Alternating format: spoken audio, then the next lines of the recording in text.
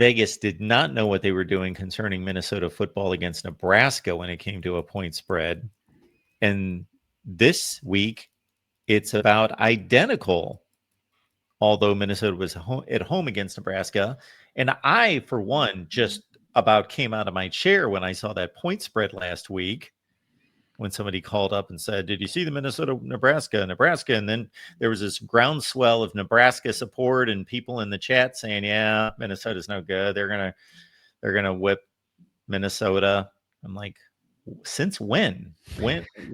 Like, I'm not touting Minnesota some great football team, but what separates Nebraska over Minnesota? So I did not get that point spread. I did not expect Minnesota to win by 18 points. But here the Gophers are, another 8.5 point underdog, despite, of course, being tied with Iowa in contention for the Big Ten championship. So my inclination right away, again, I'm not a betting man, never will be, but my inclination right away is to take Iowa against that number. Or excuse me, I'm sorry, take Minnesota against that number. I do think Iowa will win.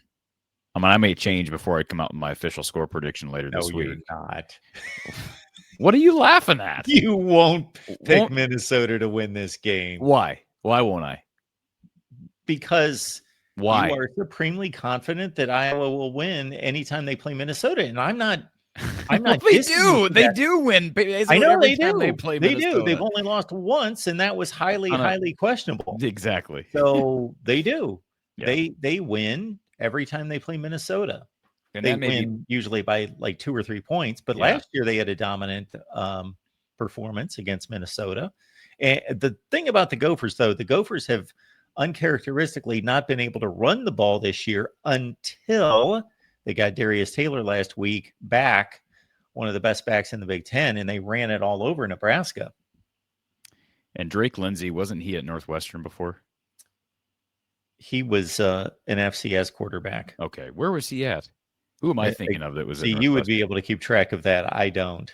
He was with one of those FCS teams. Who am I thinking of at Northwestern? You're thinking of, I don't know, Patrick Ramsey? Not Patrick Ramsey. Yeah, Peyton Ramsey. Indiana. That's who I'm thinking of. Northwestern quarterback. Okay, Drake Lindsey was at, you want to guess? New Hampshire. No. He was previously at, no, he's a freshman. This says he's a freshman. Oh, I'm thinking, obviously last year's quarterback was an FCS quarterback. Why did I think he was? His cousin played at Arkansas. I thought I heard that he followed Brosmer from, even if he didn't play there, like maybe his first year or something. No, not well. I mean, I guess it's. I'm not seeing that, but maybe just committed there or something. Yeah, no, he was. This says he was a redshirt freshman last year at Minnesota. In fact, he played in 3 games for Minnesota last year. So I need to do some more digging on him, but yeah, I mean, well, yeah, I mean that's good. That's great. Okay,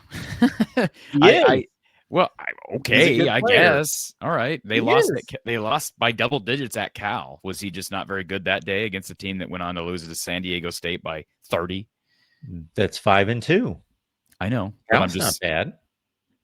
Okay, well, they're not good. I understand they're not good. I'm not selling Minnesota some great football team or him, but he's not been supported by a running game up until this game. They had one of the worst rushing attacks in America. Well, do you think Nebraska will finish with one of the better rush defenses in the country? No, and Iowa will. So now Minnesota has had success against Iowa in the run game. I think of, what was it, 3 years ago or 5 years ago when they were up in Minnesota? I think it was 3 years ago. They ran all over Iowa. Mo Ibrahim ran all over the Hawks. And they have had a couple of seasons. I want to say 2019 maybe was a year they ran really well. They've had some success on the ground. And Iowa's found a way more often than not to win, even when that happens. So, 2 years ago was the Phantom fair catch.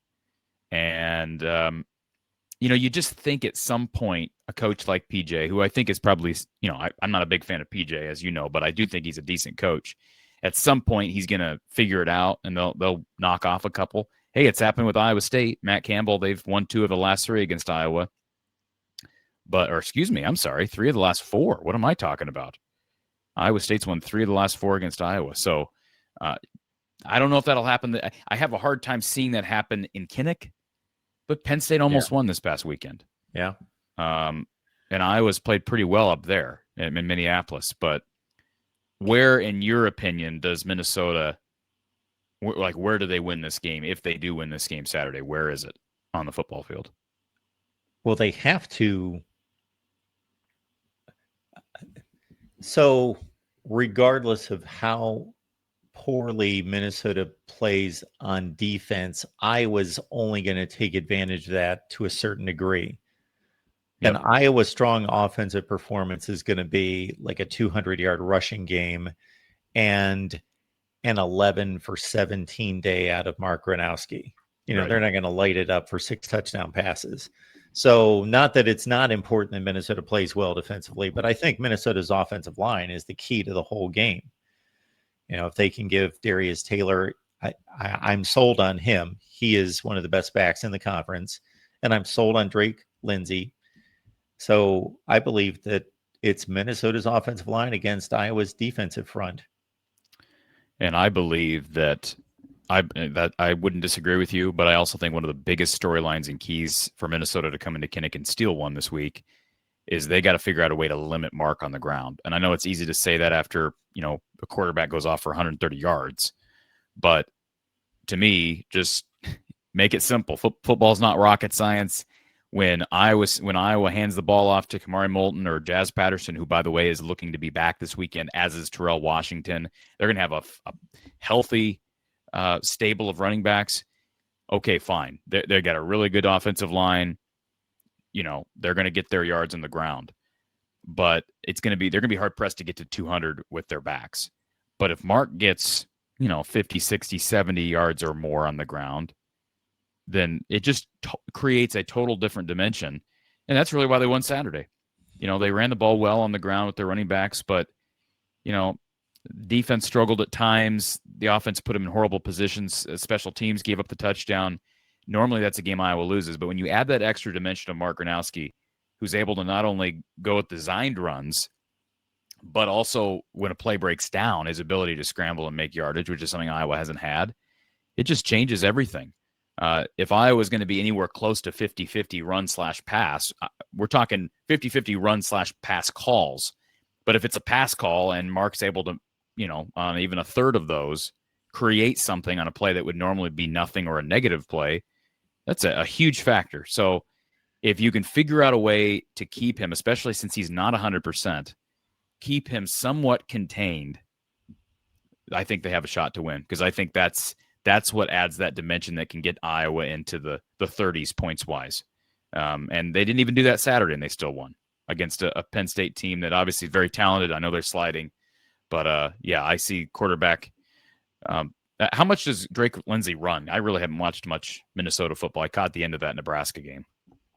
He doesn't. From what I can tell, I watched the Nebraska game. I can't say that I really remember, because for one thing, I knew what the final score was going to be when I watched it. So I wasn't that invested, but I did want to kind of technically just see it for other reasons. I just somewhat took pleasure out of that game for some reason. You love you some PJ Fleck.